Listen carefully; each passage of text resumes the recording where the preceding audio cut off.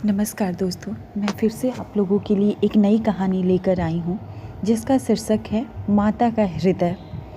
और इस कहानी के लेखक हैं मुंशी प्रेमचंद। तो चलिए बिना देरी किए हुए शुरू करते हैं। माधवी के पति की 12 साल पहले मौत हो गई थी। उसके पास कोई धन दौलत नहीं थी और संपत्ति के नाम पर सिर्फ एक बेटा था जो इस वक्त जेल में बंद था। अपने उस घर में वो अकेली पड़ गई थी और उसके आंसू तक पोंछने वाला कोई नहीं था। माधवी ने बड़ी तकलीफ़ों को झेलते हुए अपने बच्चे को पाल पोस कर बड़ा किया था। अगर माँ बेटे को जुदा करने वाली मौत होती तो माधवी सब्र कर लेती और उसके मन में किसी के लिए क्रोध न होता, लेकिन उन्हें जुदा करने वाला तो कोई और था जिनके अत्याचार को सहना उसके लिए मुश्किल हो रहा था। माधवी के मन में बार बार उन स्वार्थियों से बदला लेने के विचार घूम रहे थे। माधवी के लिए उसका बेटा ही सब कुछ था, जिसे देखकर ही उसे ज़िंदगी में आगे बढ़ने का हौसला मिलता था। माधवी का बेटा सुंदर होने के साथ ही बहुत होनहार भी था। माधवी ने उसकी अच्छी परवरिश की थी। उसकी गली के सारे लोग उसके बेटे की तारीफ़ करते नहीं थकते थे और यहाँ तक कि स्कूल के अध्यापक तक उस पर जान छिड़कते थे। माधवी के बेटे का नाम आत्मानंद था। आत्मानंद से दूसरों के दुख तकलीफ़ें देखी नहीं जाती थी और वो लोगों की मदद करने के लिए हमेशा तत्पर रहता था। उसे देखकर कोई सोच भी नहीं सकता था कि वह कोई अपराध कर सकता है। माधवी भी यही सोचकर तड़पते हुए दिन काट रही थी। आखिर उसका क्या अपराध था? आत्मानंद में गुणों का भंडार था। वह साहसी, निस्वार्थ और देश प्रेमी होने के साथ साथ कर्तव्य का पालन करने वाला इंसान था। साथ ही वो राजनीति में रुचि रखता था। वो बेबाक था और अपनी राजनीतिक लेखों की वजह से सरकारी कर्मचारियों की नज़रों में आ गया था। पुलिस भी उसकी हरकतों पर नज़र रखती थी। पुलिस बस एक मौके की तलाश में थी ताकि वो उसे जेल के सलाखों के पीछे डाल सके। जिले में पड़े एक डाके ने उन सभी लोगों को आत्मानंद को फंसाने का अवसर दे दिया जो उसे पसंद नहीं करते थे। डाके से तार जुड़े होने का हवाला देकर आत्मानंद के घर की तलाशी ली गई, जहां मिले कुछ पत्रों व लेखों को डाके का मुख्य कारण बताते हुए उसे गिरफ्तार कर लिया गया। अपने आरोपों को सिद्ध करने के लिए पुलिस ने कुछ और युवकों को भी गिरफ्तार कर लिया और आत्मानंद को गिरोह का मुखिया करार दे दिया गया, जिसके बाद महीने भर तक मुकदमा चला और न जाने कहां कहां से पुलिस ने ऐसे झूठे गवाह सामने लाकर खड़े कर दिए कि कोर्ट ने आत्मानंद समेत सभी युवकों को दोषी करार दे दिया और 4 साल की कठोर कारावास की सज़ा सुना दी। बेटे की हर सुनवाई में जा रही माधवी ने देखा कि इंसान का चरित्र कितना नीच हो सकता है और वह अपने स्वार्थ के लिए किसी को भी हानि पहुंचाने से नहीं चूकता। अपने बेटे को हथकड़ियों में पुलिस द्वारा जेल ले जाते हुए देख माधवी वहीं बेहोश होकर गिर गई, जिसके बाद कुछ भले लोगों ने उसे तांगे पर बैठा कर घर तक पहुंचाया। माधवी को जब होश आया तो उसे पूरा वाकया याद आया। अपने इकलौते सहारे से दूर होने का गम उसे खाए जा रहे था, जो उसे एक पल भी चैन से सांस तक लेने नहीं दे रहा था। कोई रास्ता न सूझने पर माधवी ने अपनी वेदना को ही प्रतिशोध में बदलने का फैसला लिया और उसके बेटे की यह दुर्दशा करने वालों से बदला लेना ही अपने जीवन का मकसद बना लिया। माधवी के मन में भी प्रतिशोध की ज्वाला धधक रही थी। वह बस यही सोच रही थी कि ऐसा क्या करे कि जिससे उन अत्याचारियों से बदला लिया जा सके। देर रात तक माधवी सोचती रही कि विधवा जीवन जीते 22 साल बीत गए, लेकिन अब उसे बाहर निकलना होगा। अपने अंतर मन से माधवी कहने लगी कि इस दुनिया में अच्छे कर्मों की कोई जगह नहीं है और हो सकता है ईश्वर ने भी निराश होकर हमसे मुंह फेर लिया हो। तो ऐसे में उन अत्याचारियों को दंडित करने के लिए उसे ही कदम उठाना होगा। शाम का वक्त था।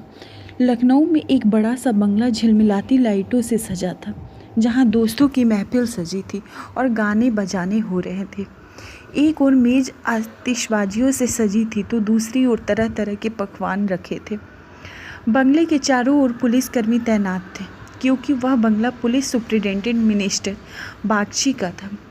बागची ने एक बड़ा मार्के का केस जीता था, जिससे खुश होकर अफसरों ने उन्हें तरक्की दी थी, जिसकी खुशी में जश्न मनाया जा रहा था।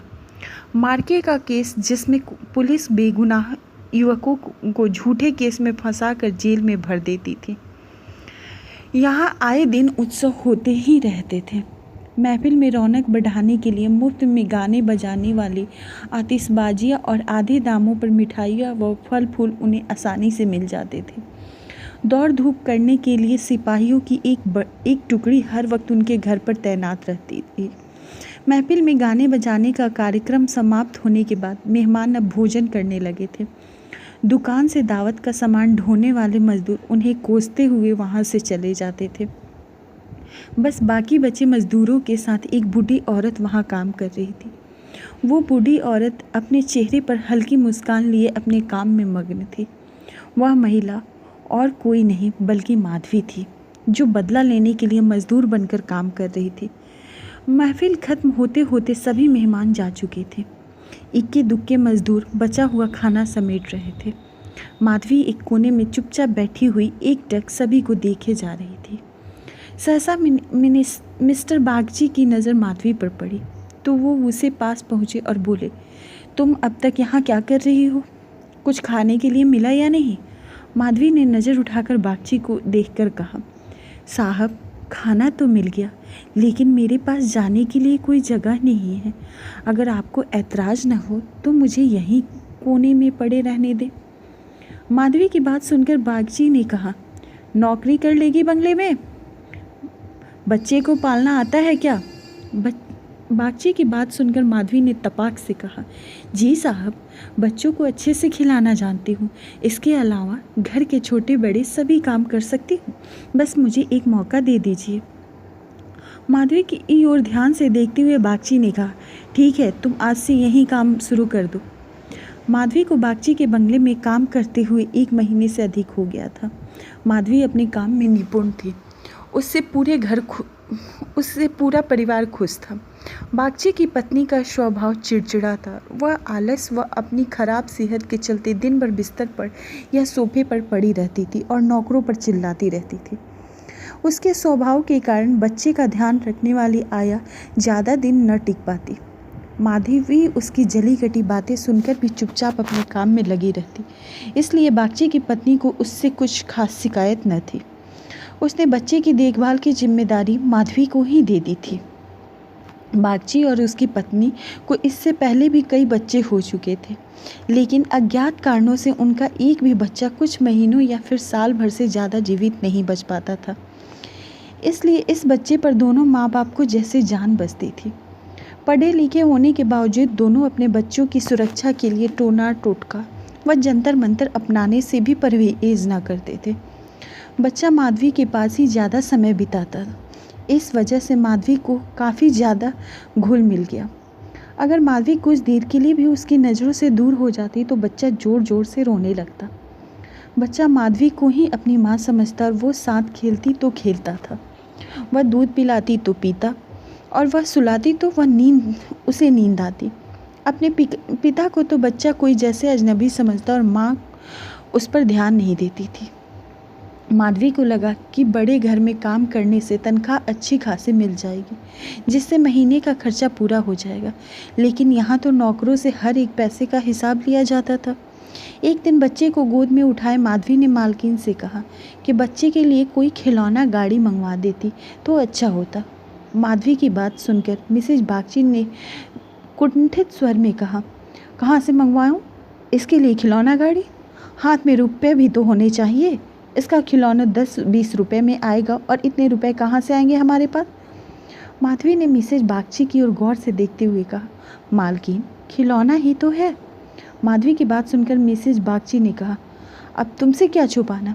दरअसल तुम्हारे मालिक की पहली पत्नी से 5 बेटियां हैं, जो इलाहाबाद के एक स्कूल में पढ़ रही हैं।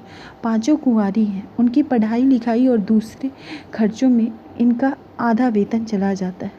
ऊपर से लड़कियों की शादी करवाने के लिए कम से कम 25,000 रुपये लगेंगे। अब कहाँ से लाएं इतने पैसे? मिसेज बागची की बातें सुनकर माधवी बोल पड़ी, मालिक तो घूस भी तो मिलती होगी ना? माधवी यह कहकर चुप हो गई। मिसेज बागची ने गहरी सांस भरते हुए कहा, ऐसी कमाई में बिल्कुल बरकत नहीं होती।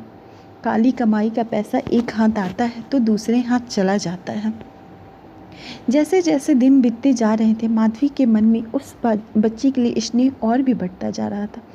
कभी कभी बदला लेने की बात याद आती तो वह क्रोध से भर जाती और बच्चे को देखकर शांत हो जाती। वहाँ रहते हुए माधवी मिस्टर बागची के परिवार की स्थिति से वाकिफ़ हो गई। कई बार तो वह अपना दर्द भूलकर उनके परिवार के लिए चिंतित हो जाती और उसका मन दया से भर जाता। माधवी सोचती रहती, मालिक 5 बेटियों की शादी कैसे करेंगे? ऊपर से पत्नी बीमार और बच्चा छोटा। जरूर उनके परिवार पर अभिशाप है, वरना इतना सब होने के बावजूद कोई दुखी रहता। कमज़ोर बच्चों के लिए बरसात की तो बीमारियां लेकर आती है। बरसात में उन्हें अक्सर खांसी, जुकाम और बुखार घेर लेता है। ऐसे ही बरसात में माधवी का एक दिन किसी काम से अपने घर चली गई। माधवी पीछे से बच्चे ने रो रो कर पूरा घर से पर उठा लिया। कुछ देर गोद में उठाने के बाद मिसेज बागची ने एक नौकर को उसे टहलाने के लिए सौंप दिया। कुछ देर आंगन में घुमाने के बाद नौकर ने बच्चे को हरी घास पर बैठा दिया। बारिश के पानी से ज़मीन गीली थी और बच्चा ऐसे ही कई घंटों तक पानी में खेलता रहा। वह नौकर दूसरे नौकरों के साथ गप्पे हाँकने में मस्त हो गया। काफ़ी देर बाद वह नौकर को ध्यान आया तो वह बच्चे को फटाफट भीतर ले गया और उसके कपड़े बदलवाए। शाम होते ही जुकाम से बच्चे की नाक बहने लगी और खांसी से गले से आवाज़ आने लगी। देर शाम जब माधवी बंगले में पहुंची तो बच्चे की हालत देखकर उसका कलेजा फटने लगा। वह बच्चे को लेकर तुरंत मालकिन के पास पहुंची और कहा, देखो जरा बच्चे की क्या हालत हो गई है, कहीं इसे सर्दी तो नहीं लग गई। बच्चे की हालत देखकर मालकिन भी हक्की बक्की रह गई, क्योंकि वह ऐसा मंजर पहले भी देख चुकी थी। मिसेज बागची ने तुरंत नौकरों के अलाव जलाने को कहा। मिसेज बागची और माधवी दोनों पूरी रात बच्चे को ठीक करने में जुटे रहे। दोनों की आंखों में नींद जैसे कोसों दूर थी। ऐसे में सवेरा कब हो गया दोनों को पता ही नहीं चला। मिस्टर बागची को जैसे ही बच्चे के बीमार होने की खबर मिली, वह डॉक्टर को लेकर सीधे घर पहुंचे। 3 दिन में बच्चे की हालत में सुधार आने लगा, लेकिन वह काफ़ी कमज़ोर हो गया था। बच्चे का ख्याल रखने में माधवी ने दिन रात एक कर दिया। यह वही माधवी थी जो परिवार का सर्वनाश करने का संकल्प लिए उस घर में आई थी और आज उसी घर के चिराग की सलामती के लिए दिन में हजारों बार ईश्वर से दुआएं मांग रही थी। शायद माधवी की दुआओं का ही असर था कि बच्चे की सेहत में धीरे धीरे सुधार होने लगा। एक सुबह मिस्टर बागची बच्चे के झूले के पास बैठे हुए थे और मालकिन सिर दर्द के कारण चारपाई पर पसरी हुई थी। माधवी के पास में ही बैठी बच्चे के लिए दूध गर्म कर रही थी। माधवी की ओर देखते हुए मिस्टर बागची ने कहा, हम जब तक जिएंगे तुम्हारे एहसान तले दबे रहेंगे। यह तुम ही हो जो बच्चे को मौत के मुंह से खींच लाई, वरना हम तो उम्मीद ही हारने लगे थे। इतने में मिसेज बागची भी उठकर पास आ गई और माधवी से कहा, तुम एक देवी बनकर हमारे जीवन के कष्ट हरने के लिए आई हो। आज अगर तुम न होती तो पता नहीं क्या अनर्थ हो जाता। मेरी तुमसे एक विनती है, वैसे तो जीना मरना सब ऊपर वाले के हाथ में है, लेकिन तुम्हारे हाथ में ज़रूर संजीवनी है। मेरी तो किस्मत ही अभागी है, पर हो सकता है तुम्हारे पुण्यों से मेरे बच्चे की जान बच जाए। माधवी चुपचाप मिसेज बागची की बात सुनती रही।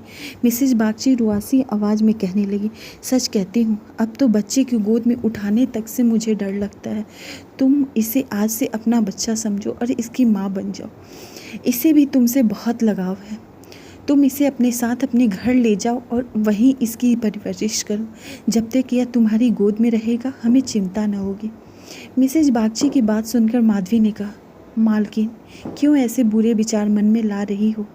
बच्चे की हालत में सुधार हो रहा है और देखना भगवान की इच्छा से सब कुशल मंगल होगा। इतने में मिस्टर बागची बोल पड़े, नहीं बूढ़ी माँ, मेरा दिमाग भले ही इन बातों को ढकोसला करार देता हो, लेकिन मन का एक कोना इस पर विश्वास करना चाहता है। मेरी अपनी माँ ने मुझे पैदा होते ही एक धोबिन को बेच दिया था, क्योंकि मुझसे पहले मेरे 3 बड़े भाइयों की मौत हो चुकी थी। इसलिए मेरी जान बचाने के लिए ने जो उचित लगा उन्होंने किया। अब बारी हमारी है और हमसे जो बन पड़ेगा हम करेंगे। तुम इससे आज से अपना ही बेटा मानो और इसे साथ ले जाओ। हमें जब भी इससे मिलने का मन होगा चले आएंगे और खर्च की चिंता ना करना। इसकी पूरी परवरिश का खर्चा हम समय समय पर तुम्हें भेजते रहेंगे। मिस्टर बागची ने कहा, मैं जिस पेशे में हूँ मुझे न चाहते हुए भी कई कुकर्म करने पड़ते हैं। झूठी शहादतें बनाकर निर्दोषों को फंसाना पड़ता है। उनकी और उनके परिवारों की न जाने कितनी बद्दुआएं मेरे सिर पर हैं। मैं जानता हूँ कि बुराई का फल कभी अच्छा नहीं होता, लेकिन मैं लोभ में आ ही जाता हूँ। अगर मैं ये सब न करूँ तो नालायक करार देकर निकाल दिया जाऊँगा। अंग्रेज़ों के यहाँ 100 खून भी माफ़ होते हैं, लेकिन हम हिंदुस्तानियों की एक गलती भी हमें भारी पड़ सकती है। इसलिए मेरी विनती है कि हमारे बेटे को स्वीकार कर लो। माधवी को भी उस बच्चे से बेहद लगाव था, इसलिए वह खुशी खुशी मान गई। गदगद होते हुए माधवी ने कहा, आप दोनों की अगर यही इच्छा है तो मैं बच्चे को अपनाने के लिए तैयार हूँ। मुझसे जो बन पड़ेगा मैं करूँगी। मेरी भगवान से बस यही दुआ है कि हमारे बच्चे को वो अमर करे। बड़ी देर से बच्चा आराम से झूले में सो रहा था। चादर से उसका मुंह ढका हुआ था। माधवी ने दूध गर्म कर बच्चे को पिलाने के लिए जैसे ही उसके मुंह से चादर हटाया, उसके मुंह से जोर से चीख निकल गई। बच्चे का शरीर पूरी तरह ठंड हो चुका था, चेहरा पीला पड़ा था।